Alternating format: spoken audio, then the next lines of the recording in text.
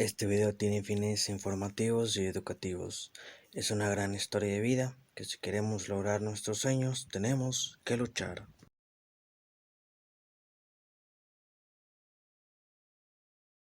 ¿Qué tal? Muy buenos días, muy buenas tardes, muy buenas noches, buenas madrugadas a todos los que nos están viendo. Hoy estamos empezando el 2023 con una entrevista más y ya saben que pues obviamente que todas las personas que están aquí son personas que tienen una trayectoria bonita, encantadora y más que nada han salido adelante, ¿verdad? Hoy tenemos con nosotros a Joaquín. Buenas noches, ¿cómo estás, Joaquín? Eh, Muy parte, un gusto saludarte, Yair. O sea, bueno, la verdad es una invitación enorme. Me agradezco el hecho de que me hayas invitado y qué decirte, maestro. La verdad es un honor estar acá. Gracias, gracias.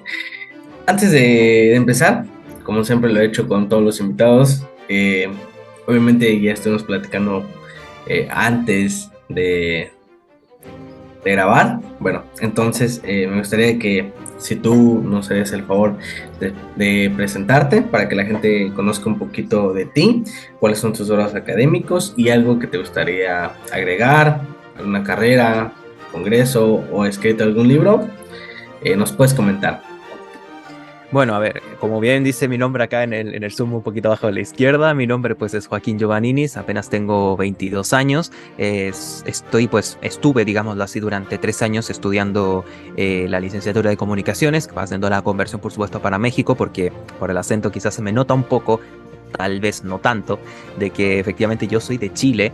Estudié comunicaciones durante esos 3 años. Actualmente estoy congelando de mis estudios por asuntos más que nada de salud mental que tuve en su tiempo, que ahí ya si podemos explicitarlo quizás durante la entrevista, no tengo pues ningún problema. Y principalmente pues ahora ya arranco una nueva excursión, digámoslo así, por decirlo de alguna forma, una nueva travesía en el mundo de la locución, de las grabaciones de voz en off, también de los voces de los comerciales, a lo mejor de doblajes, para de repente empezar a incursionar en otras cosas que puedo aprovechar quizás un poco el talento que tengo ahí de la voz, que sí que es cierto que muchos me lo han dicho, pero quiero explotarlo, sé es hora que tengo ese talento, entonces quiero aprovecharlo pues más todavía para desplegarme y así por supuesto. Como digo, grados académicos apenas tengo hasta preparatoria para haciendo la conversión por supuesto a México. De ahí en más, es cierto que los estudios universitarios todavía no están completados, ya se completarán ya, por supuesto, durante el transcurso. Y alguna otra cosa que agregar, pues la verdad, cosas académicas, como bien decías, de congresos, libros, nulo, o sea, cero, hasta el momento de parte mía. Lo único que puedo agregar es eso de que actualmente pues me estoy desempeñando en un emprendimiento que es en un canal de YouTube que actualmente está en crecimiento, que precisamente lo que más transmite es el fútbol nacional, es decir, el fútbol chileno, y que por ahora tenemos actualmente unos 30.000 suscriptores, está todavía en subida, está un poco en alza. Y por supuesto que ahí está nuestro propósito para el siguiente año, el hecho de que pueda todavía crecer aún más, que pueda ser un poco más conocido y saber hasta dónde, por supuesto, el destino nos quiera deparar en lo que es este mundillo, por supuesto, de lo que es los canales digitales y el mundo de el periodismo digital, digámoslo así, de YouTube, que bien dicen por ahí, que el periodismo empieza a evolucionar. Y la verdad es que la prueba de ello es precisamente en las transmisiones deportivas. Sí, sí, tienes mucha razón. Ya muy poca gente ve hoy en día, pues no sé, tal vez la televisión, pues la mayoría de gente ya se conecta por una tableta. Los niños hoy es fácil de decir que entran en el teléfono para poder comunicarse y enterarse. Bueno, para ir empezando, para ir calentando motores, eh, voy a empezar con esta pequeña pregunta. ¿Qué deseabas estudiar cuando tenías la edad, no sé, podríamos poner un ejemplo de 12 a 15 años? Sabemos que está en la edad de la secundaria, pero más o menos, ¿qué perspectiva, Joaquín, qué quería ser de grande en ese entonces? De grande es cierto que entre los 12 y los 15, porque bien ahí con el rango, porque es cierto que en épocas anteriores hubiese cambiado, la respuesta hubiese sido muy distinta, pero sí durante ese tiempo lo principal que quizás me llamaba la atención en ese momento era el periodismo, efectivamente, el mundo de las comunicaciones. Siempre he contado esta historia justamente para explicar un poco el por qué me enamoré precisamente de este mundo, como digo, de las comunicaciones. Y es más que nada por un día que yo fui al barrio Brasil, que es un barrio en donde pues venden muchos elementos de antigüedades, de muchas cosas, como digo, de hace muchos años atrás. Y lo fui de visita con mi papá porque a él le encantan ese tipo de coleccionables. Y entre todos los objetos, el único que me enganchó, así como que fue literalmente un amor a primera vista, que ojalá me tocase en persona, pero bueno, cosas que pasan nomás en el mundo de la vida personal, fue una máquina de escribir, la cual la vi, me enamoró y con mi papá pues la vimos, le encantó y para ponerme un poco más contento pues la compró y la tenemos todavía ahí guardada hasta el día de hoy, súper bien cuidada y todo lo demás. Entonces como que tanto él como mi madre, como también yo mismo, atañamos quizás a que el mundo de las comunicaciones me llegó a mí, digámoslo así, a través de precisamente esto, de lo que es la máquina de escribir como ese elemento, digámoslo así. Entonces, siempre en esa época por lo menos pensaba en las comunicaciones, aunque es cierto que igual tenía otras variantes o por lo menos otras opciones siempre en el listado que eran para mí más irreales a lo mejor o que quizás no me veía en el momento, el cual eran actor. Porque a mí, digámoslo así, lo que es la parte dramática, lo que es actuar y todo lo demás, a mí me encanta, o me la pasaba bien en el colegio, en preparatoria, para que se me entienda. Y pues la otra opción también era ser profesor de historia, porque es cierto que a mí esa materia en específico, en lo que es principalmente los últimos años de preparatoria, pues a mí me encantó. A mí me enamoró. O sea, todo lo que es contar la historia, más encima con la personalidad, digámoslo así, que yo tengo, que me conozco, creo que podría ser una especie de aporte para enseñar la historia de manera diferente. Pero es cierto que, claro, sé sobra que el esfuerzo de la pedagogía es bastante grande y pues es cierto que quizás tendría el sentimiento o el gusto de aportar en algo, pero no llegaba tanto para hacer una vocación, para dedicarme al 100% a ello. Entonces, siempre fue por el lado de las comunicaciones, pero jamás dejé de lado las otras dos opciones que menciono. Entonces, desde pequeño te empezó a llamar la atención la comunicación, ser narrador. Pero ya habías definido en esa parte, o sea, que querías ser de fútbol, o sea, de algún deporte. Sí, no, sí, siempre fue el fútbol, porque yo la verdad es que del fútbol me reenganché, porque sí que es cierto que tuve un pequeño momento de distanciamiento, podríamos decir, entre los 8 y los 10 años, pero desde ahí en adelante volví a engancharme con el fútbol, gracias principalmente a mi padre, al cual le agradezco muchas de las cosas de las cuales tengo actualmente. Me enganché con ello y es cierto que sí, durante ese tiempo, principalmente por los 14 15 años más o menos, me enganché con esto de lo que es la narración deportiva. Más que nada, y sonará un poco curioso, la verdad, pero bueno, está bien contarlo, gracias al videojuego del FIFA 2 específicamente, con la narración de El Perro Bermúdez y Ricardo Peláez que, claro, yo ese tiempo yo lo jugaba, ese videojuego yo lo jugué como un viciado, pero muchísimas horas le eché a ese juego.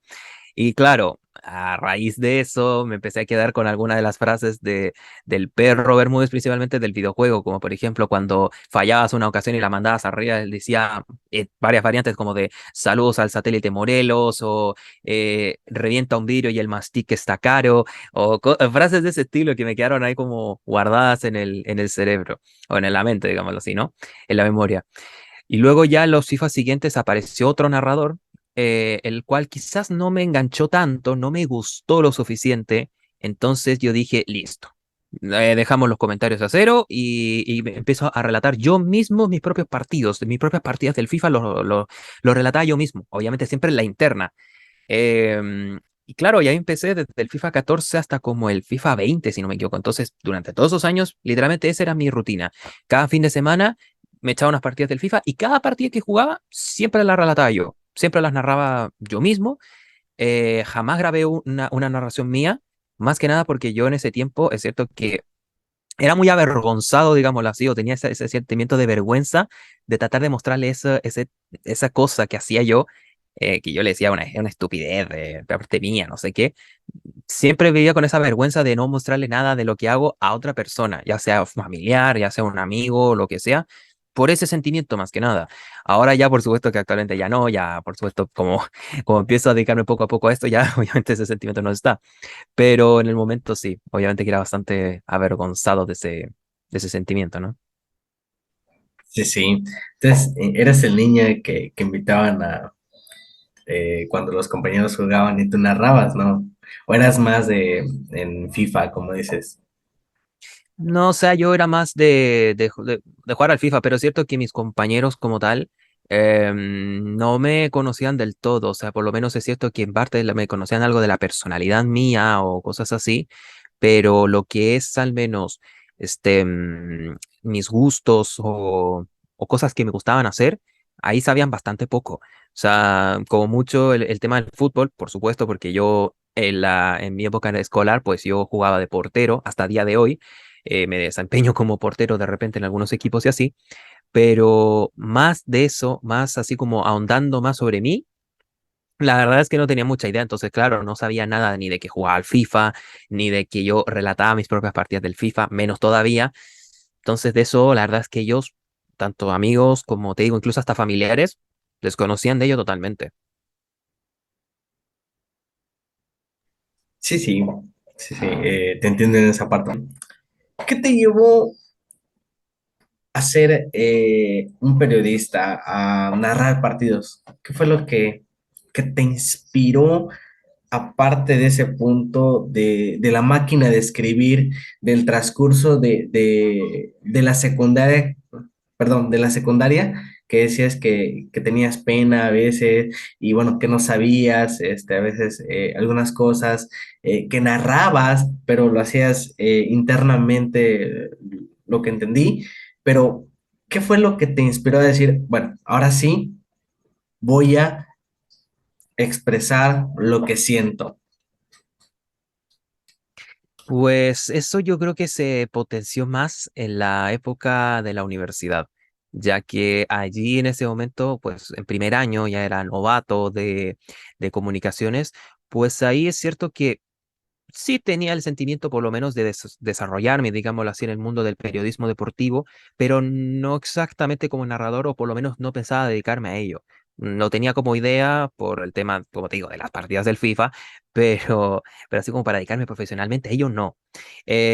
Todo surge a raíz de una oportunidad que surge a raíz de la radio de mi universidad, que se le ocurrió la idea de transmitir algunos partidos de la Copa América, principalmente, obviamente, como somos chilenos, pues transmitir los partidos de Chile, de la fase de grupos, que más encima calzaba con la época, pues, de estudios, o por lo menos de la época semestral de finales de semestre, digámoslo así, ¿no? Entonces ahí les dieron la idea de transmitir los partidos y yo me inscribí a uno de esos partidos para narrarlos, un Chile-Uruguay, el tercer partido, me acuerdo, de esa fase de grupos, y que pues yo la verdad es que me inscribí en ese día y luego antes de que ocurriese como tal el evento, y estaba diciendo por dentro, pero y me va a perdonar por supuesto la palabrota, pero qué carajos hiciste, ¿por qué te metiste en esto? ¿Qué estás haciendo? O sea, ¿por qué? ¿Por qué? ¿Qué haces? Como que no me lo podía creer, o sea, como que no entendía para qué me inscribí en eso, por qué no lo entendía. Pero fue pasar los días, fue escuchando también las transmisiones que estaban haciendo mis compañeros de la fecha uno y de la fecha 2 que el narrador era otra persona. Y me acuerdo que en una de esas transmisiones, de hecho, estuve yo, pero en otro rol, sino que yo estaba como locutor comercial, como esa de las voces que te entregan los comerciales en la radio. Bueno, ese fue mi rol en ese momento. Entonces, escucharlo a él y ir escuchando a mis compañeros como que me hizo soltarme un poco y decir, ya no soy un bicho raro, no soy el único loco que quiere, digámoslo así, desarrollarse en este mundo, ¿no? Y empecé a pensar y dije, a ver, loco, o sea, si ves que le pone con el mundo de las narraciones, tú también, aparte que ya llevas unos años jugando al FIFA y todo lo demás, tienes algo de experiencia, tú dale, o sea, te desarrollas acá y te potencias, o sea, yo creo que puedes sacarle ventaja al resto. Como que me empecé a auto convencerme de que quizás a lo mejor este era el lado donde tenía que apuntar. Y visto lo visto, bueno, la transmisión de Chile-Uruguay, la verdad es que si lo escuchan es... O sea, lo vuelvo a escuchar yo 3 años después y digo, qué horror de narración, o sea, es terrible la verdad cómo se escucha, es un asco, pero, pero al menos la primera vez es la primera vez y se le guarda cierto cariño, pero de ahí en adelante ya fue ir progresando, ir subiendo, ir subiendo. Yo todavía no digo que estoy en la parte alta, digámoslo así, en la cumbre, todavía tengo muchísimo por mejorar, pero por supuesto que ahí surge la experiencia o por lo menos la idea de, pues, potenciarme, mejorar y todo eso con respecto a este tema, ¿no? De la narración deportiva. ¿Qué tan complicado es narrar partidos en los medios digitales para ti? ¿Cómo fue ese primer día y cómo ha ido ese proceso? Si nos podrías compartir. Sí, a ver, que claro, puedo decir eso de cómo fue tu primer día y la verdad me empiezo a acordar precisamente cómo fue ese día. Sí fue complicado porque es cierto que ahí fui aprendiendo durante el transcurso de que hay ciertos detalles que un narrador precisamente de los medios digitales tiene que tener, digámoslo así, a mano sí o sí. Lo primero es, obviamente, mimetizarse un poco o por lo menos asimilarse con un narrador como si fuera de la radio, porque es cierto que en las transmisiones digitales la gran desventaja es que no se pueden transmitir imágenes por temas de derechos de autor y derechos de transmisión y todo lo que ya se conoce, por supuesto, en la parte televisiva. Entonces, sí o sí, nosotros nos manejamos en la parte de radio. Entonces, pues, hay que tener buena velocidad, hay que tener buen ritmo, hay que tener tono también para ello, que ahí también es una parte que cuesta, por supuesto, para todo buen narrador, o todo narrador en realidad que intenta hacer, por supuesto, esta bonita labor. Este, mm, También, por supuesto, el tema de ser descriptivo, el hecho de ir contándote qué es lo que está pasando. Escuchaba algo de un narrador precisamente de radial que decía de que tienes que ir narrando como si estuvieses narrando para ciegos, como si no estuvieses viendo el partido. Y más o menos por allí va la cosa. Entonces, imagínate tener esas cuatro cosas de un narrador precisamente de medios digitales y súmale un quinto que es la parte, obviamente, el sabor que le agrega, obviamente, las transmisiones digitales, que es ir siguiendo el chat también, porque te van comentando, por supuesto, te van contando cosas, te van de repente haciendo preguntas también que tienes que contestarlas en el momento, te van comentando cosas del partido o cosas incluso nada que ver también para sumarle un tema diferente. Y obviamente siempre hacerle el recordatorio de que todo youtuber, la verdad, se le reconoce que es el hecho de dejar tu like, que te suscribas al canal, que escribas en el chat a donde nos escuchan, que compartas la transmisión, bla, bla, bla, bla. Todo eso me lo tuve que ir aprendiendo porque en principio a mí me costó, porque no le tenía agarrado la mano ni el primer día, ni el segundo, ni el quinto, ni, ni en 2 semanas.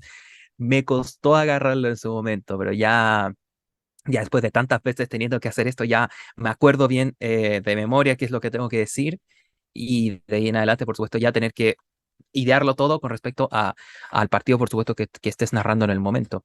Que, como digo, son esas partes fundamentales más la parte de, obviamente, de cómo todo youtuber se respeta, digámoslo así. Sí, sí, tienes mucha razón porque no es fácil, como dices tú, estar describiendo y aparte de eso, transmitir la emoción que tú estás sintiendo para el fanático o para la persona que te está viendo o escuchando y él siente la misma emoción, el decir un gol o una roja o etcétera, ¿verdad? O sea, como narrador bueno, ¿te considerarías un analista de fútbol un poquito? ¿Te consideras? Un analista, la verdad es que no demasiado. O No, sea, no, actualmente no. como estoy ahora mismo de conocimientos, la verdad es que no. Porque es cierto que ahora mismo yo estoy en esa faceta más de, como bien decías, el hecho de mejorar en la parte de transmitir las emociones. De hecho, ahí he olvidado un pequeño detalle, y es que yo cuando hago mis narraciones, siempre lo hago pensando en cómo hacer entretener o cómo hacer que la persona que me escuche se enganche, que se quede en la transmisión. Ya sea obviamente uno que es el fanático, que va a estar siempre, por supuesto, el aficionado al fútbol que le encanta y que quiera escuchar quizás una voz distinta porque estará más que aburrido de los narradores televisivos que están toda la vida. O la otra opción, y también, por supuesto, como que le intento agregar a mi estilo, digámoslo así, de narración, algo de ocurrencias, un poco de chistes o cosas muy chuscas a lo mejor a mis narraciones, para enganchar también a aquella persona y que justamente no le gusta tanto el fútbol y que quiera engancharse por algún motivo, ya sea por el morbo, ya sea por cómo lo narra o cómo te trata de enganchar con, como te digo, con alguna broma mala que de repente que se puede soltar, digámoslo así, ¿no? Entonces siempre lo hago pensando en ello. Eh, de hecho, todas mis transmisiones yo las hago pensando en ello y pensando en personas que yo conozco que precisamente cumple con con ambos tipos de personas, ¿no? Entonces, por algo es que siempre lo hago pensando en esas personas y después, cuando termino mis narraciones y así, siempre me acuerdo de ellas diciendo gracias por, obviamente, el apoyo y todo lo demás.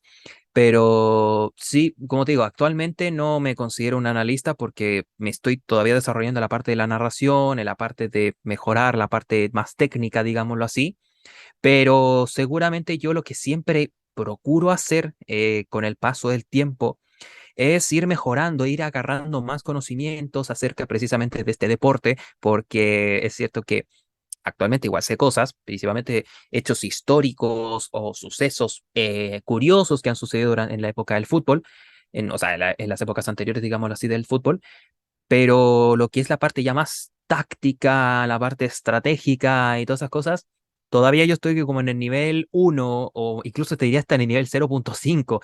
Apenas me sé la parte un poco más estratégica de formaciones, por ejemplo, cómo se para cierto personaje, qué rol cumple y todo lo demás, pero todavía me falta, yo creo. Así que obviamente que eso lo voy a ir agarrando seguramente con la práctica, aprendiendo más y agarrando mayor conocimiento de ello, escuchando obviamente de los profesionales, que esa es sin duda mi método, digámoslo así, para mejorar y seguir, digámoslo así, en alza en lo que quiera hacer, por supuesto, en dedicarme a esto. Sí, sí, y aparte, como dices tú, no ser rutinario, sino ir buscándole estrategias. ¿Por qué te hice esta pregunta de ser analista? Obviamente que tú estás en otro país y mi pregunta es, ¿qué tan bueno es el fútbol mexicano para, para, para los comentaristas de allá? O sea, ¿qué tanta importancia? Si es tan importante el fútbol mexicano, ¿influye o no influye? Sabemos que obviamente ahorita con lo que acaba de pasar en el Mundial, que sabíamos como mexicanos que no íbamos a pasar la fase de grupos ni porque le dieran, porque pues obviamente llevaron algunas vacas sagradas en la selección mexicana y lo que acaba de sacar el presidente con el cártel del gol, entonces, esa es mi pregunta. Qué tan bueno es el fútbol mexicano? ¿Influye o no influye ahí en tu país? A ver, es cierto que acá en el fútbol chileno, por lo menos, o sea, acá en Chile, hablando del fútbol mexicano, lo que principalmente se habla es, no son cosas tan positivas, digámoslo así.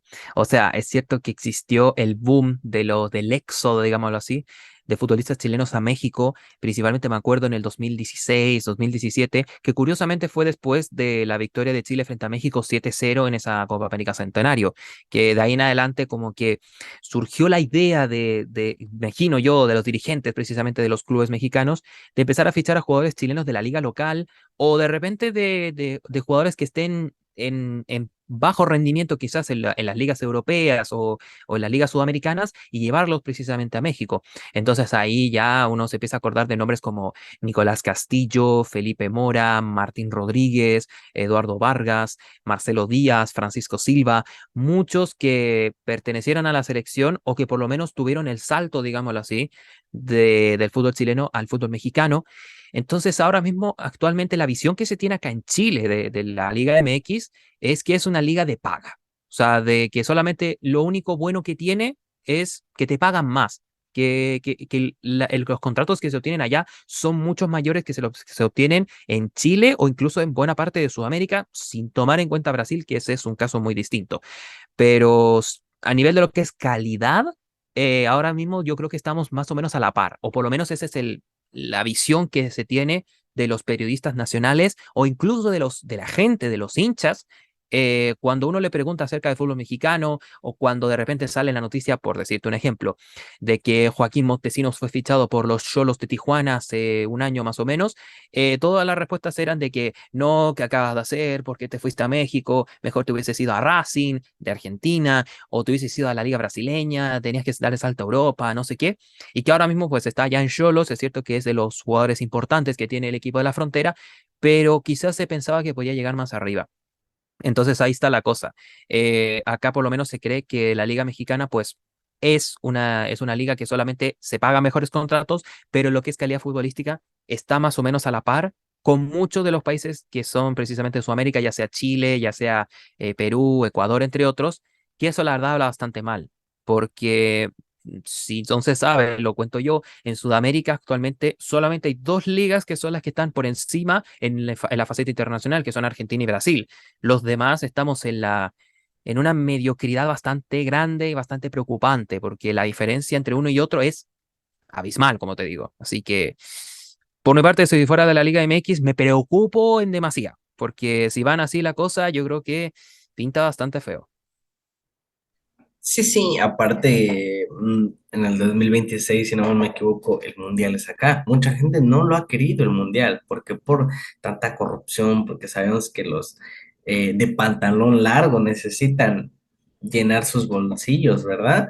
Y obviamente esto no va a cambiar hasta que ellos no se den cuenta de eso. Como tú dices, tal vez en calidad estamos igual o peor, estamos más bajos, porque obviamente inflan a jugadores con cantidades sumamente tan grandes.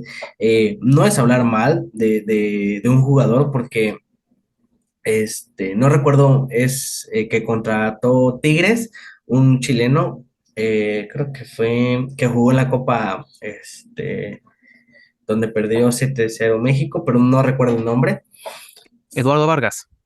Pues yo no soy, desde el 2019 en el mes de agosto, si no me equivoco, dejé de estar viendo fútbol y luego, no tiene mucho, empecé a volver a ver fútbol, pero vi algunos partidos de él con su equipo y sí sentí que le faltaba un poco de calidad, o sea, a lo que demostró en la Copa. Y decía yo, ¿dónde está esa gran estrella? O sea, ¿qué le pasó? Pero como tú dices, siento que yo la Liga MX está un poco muy, muy bajas y muchos la sobrevaloran, la verdad. No, o sea, para mí yo lo único que puedo agregar es que si ya mencioné acerca de la calidad de la Liga Mexicana, yo creo que el principal problema, como ya mencionabas también el tema del cártel del gol, que efectivamente es algo que existe, algo que es real y que no es un invento de Ibrahim, que es lo que se decía del periodista que hacía toda esta investigación, o del propio AMLO, justamente que lo sacaban en una cuenta pública, si no me equivoco, por las mañanas, que no es exactamente cuál es el nombre que le dan. Pero, pero sí, esas cosas existen. Existe, por supuesto, un manejo bastante deplorable de la Federación Mexicana de Fútbol, que también, por supuesto, eso atañe a lo que es la propia liga. Si la Federación Mexicana de Fútbol se preocupa más del dinero, se preocupa más de sus bolsillos, más que de la calidad de la selección, ya sea la mayor, ya sea la sub-20, la sub-17, que la sub-17 es la que más rédito le ha dado durante estos últimos años, con los títulos de 2005 y 2011. ¿Qué pasaron con esas generaciones de esas dos etapas? Se perdieron en el tiempo, o sea, lo único que quedaron a lo mejor quizás en una de esas, Gio Dos Santos del 2005, pero ni eso, tampoco, o sea, en realidad no era la gran estrella que se pensaba que iba a ser. Y los del 2011, la verdad es que me da una tristeza enorme, porque ahí yo me acuerdo de varios jugadores que tenían el potencial para hacer mucho más, o por lo menos para potenciar de sobremanera la selección mexicana del futuro, pero al final no terminó pasando nada. O sea, eso la verdad es que a mí me lamentó muchísimo. Entonces, el hecho de que si tienes ya una Federación Mexicana arriba, que maneja de manera inútil, digámoslo así, son unos inútiles que manejan el fútbol mexicano. Tienes a una Liga MX que actualmente está manejado por el club de Toby, del club de amigos, que más encima tienen propiedades múltiples, como se le conoce ya la multipropiedad, Orlegui, Grupo Caliente, Grupo Pachuca, que si, bueno, también otros que se suman por allí de otras opciones, digamos, que así existan, que existan gente que esté bloqueada, digamos así, de ese club de Toby, como es Fidel Curi, como es la familia San Román, entre otros. Eso habla de que la liga ahora mismo está secuestrada por gente que lo único que le importa es el dinero y no le importa la calidad ni la gente. Y eso la verdad es que hace que en algún momento la gente se va a aburrir de este espectáculo, se va a aburrir de que hayan espectáculos bochornosos que se den, no solo, o sea, no me refiero a los partidos, porque sigue siendo que han habido partidos buenos, partidos moleros, como se le conoce, partidos tostones, pero por supuesto que se van a empezar a aburrir de que en la selección mexicana se tengan vacas sagradas, que sean los prioritarios en las publicidades, que se preocupe más de que se le aumente, digámoslo así, la cantidad de ceros en la cuenta bancaria más que de la calidad, y la gente va a empezar a dejar de consumir ese tipo de productos, digámoslo así, y se va a perder. Y ahí, como digo, ese momento cuando esté todo en una crisis seria, mediática, económica y deportiva, ahí sí que los quiero ver. Ahí sí que los quiero ver si es que se ponen los pantalones o terminan huyendo cual gallinas. Eso es literalmente lo que espero con ansias que llegue ese día, porque a mí lo que más quiero en el mundo, además de, por supuesto, que progrese mi selección, mi país y todo lo demás, como le ha agarrado tanto cariño a México en este último tiempo, yo también quiero que mejore, quiero que esté manejada por gente correcta, que esté manejada por gente que piense en la parte deportiva, que piense en los jóvenes que tienen, porque talento tienen, o sea, eso no me quepa ninguna duda, que talento en lo que es en las juveniles hay de sobra. El punto es elegir correctamente a los que de verdad te van a dar algo, los que te van a aportar en la selección. Y eso es lo que a mí me da rabia cuando yo veo de repente a ciertos jugadores jóvenes que he visto en algún momento y que digo, este muchacho la verdad pinta para bien y termina en nada. Por darte un ejemplo, un jugador de Tigres, me acuerdo de la sub-17 que salió campeón en el 2011, Jorge Espericueta. Yo lo vi, a ese jugador con la zurdita, que tenía muy buena pegada, muy buenos pases entre líneas, más encima tenía buena pegada, que es algo que falta también.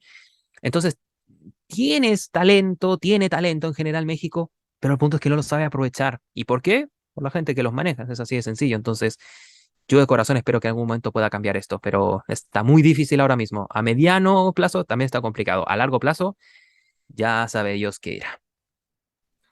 Sí, tienes mucha razón, y eso lo vi también en un canal de YouTube que se llama Los Expulsados, no sé si Lo has visto, conozco. Estoy pues sí, suscrito también. Los Expulsados también, y en lo que hace el presidente se llama, pues la mañanera, siempre da, Es. habla, obviamente que ningún presidente hizo eso, obviamente es algo bueno que esté dando explicaciones cada momento. ¿Por qué? Porque así nos mantiene informados, no como los presidentes cada año, cada que se acordaban. Pero sí, tienes mucha razón, mientras que no eh, eh, entremos desde adentro, desde básicas y sin que exista el dinero de por medio para poder, o el compadrazmo, podremos mejorar el fútbol, así de fácil. Porque pues aún así, yo conocí aquí a muchos que eran muy buenos, pero pues nunca llegaron. Igual bueno, tengo un primo que llegó hasta la segunda división, no recuerdo de qué equipo, pero igualmente dejó de jugar. Entonces, no sé la razón, pero pudo haber llegado tal vez a primera división, pero obviamente que tenía que haber, obviamente, económicamente algo de por medio para poder acompañarlos, ¿verdad? El compadrazgo. Pero sí, sí, tiene mucha razón. Una pregunta. Ahorita acaba de pasar el Mundial. ¿Qué te parece el Mundial? ¿Cuál fue tu expectativa, o sea, antes y después del Mundial? A ver, pero preguntas del Mundial en general o de la selección de México en este caso. No, en general, ¿qué te pareció el Mundial en el lugar que fue?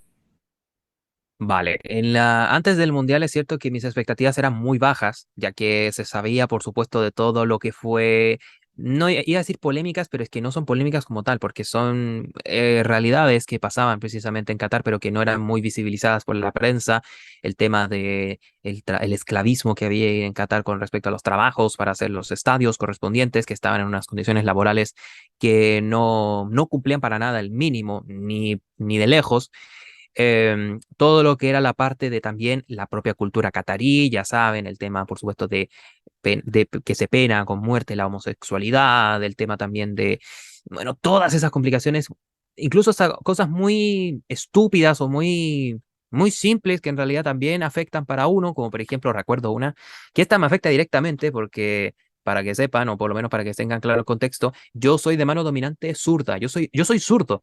Entonces, claro, cuando te dicen de que allá en Qatar sí o sí tenías por ejemplo, comer con la mano derecha sí o sí, porque la mano izquierda solamente se ocupaba para la parte de la higiene personal, o sea, solamente no podías comer con la mano izquierda, no podías dar la mano con la mano izquierda, no podías hacer casi nada con la mano izquierda, todo tenías que hacerlo con la derecha. Entonces, claro, para las personas zurdas como yo, por ejemplo, era una complicación bastante seria. Entonces, todos esos choques, justamente choques culturales que había con Qatar, ya me hacían que el espectáculo ya me bajase un poco. Y más encima con el tema climatológico, que también afecta por supuesto, en la parte del espectáculo. Yo la verdad es que me esperaba muy poco de este mundial, que fuese algo pasajero y que listo, ya, se acabó. Preparemos para el 2026, que será el Real Mundial. Pero fue terminar el mundial y decir, la madre que me trajo al mundo, qué clase de espectáculo acabo de ver. O sea, más que nada con la final, porque es cierto que existieron partidos malísimos o partidos muy aburridos, como por ejemplo, me acuerdo el primer Croacia-Marruecos que acabó con un empate a cero, un Uruguay con Corea del Sur que también acabó con un empate a cero, un empate a uno entre Estados Unidos con Gales, si no me equivoco, que también no pasó mucha cosa. Entonces tenías muchos partidos así bastante tostones, o sea, como recetas perfectas para dormir. Ni siquiera un somnífero te ayudaba, solamente te voy a llevar un cross de Marruecos por dar un ejemplo así muy burdo, pero la final que vi precisamente de este mundial es la mejor final que he visto en toda mi vida, de cualquier campeonato, el que sea, mundial, Copa América, Eurocopa, lo que quieras. Fue la mejor que he visto sin duda. Y de hecho muchos comparten que es la mejor final del siglo XXI e incluso dicen de los mejores de la historia. Ahí ya habría que ver, porque ahí tendrías que entrar con lupa, digámoslo así, en cada uno, pero después del mundial ya me quedé con ganas de más. Entonces, no me queda más que otra que obviamente esperar con ansias lo que se venga ya de calendario para el siguiente año y los siguientes, digámoslo así, porque, por ejemplo, para una idea, el 2023 viene el Mundial Femenino, el 2024 hay Copa América y Eurocopa. Bueno, 2023 y 2025 hay Copa Oro, que es una cosa que yo no entiendo, que haya Copa Oro cada 2 años. Y 2026, obviamente, con la Copa del Mundo de México, Estados Unidos y Canadá, que acá ya dejo sentado de por sí que el sueño de quien les habla actualmente es poder estar en la Copa del Mundo del 2026 en persona, presencialmente, ya sea en México, en Estados Unidos, en Canadá, en cualquiera de los tres países, pero estar ahí, vivir la experiencia. Esperemos que sea en el futuro, pero por lo menos ya dejo sentado que ahí está el sueño de este muchacho de quien les habla. Pues sí, sí, sí, tienes mucha razón. La verdad, yo quería que ganara Francia, pero bueno, se la llevó Argentina y pues está bien, felicidades para los argentinos también.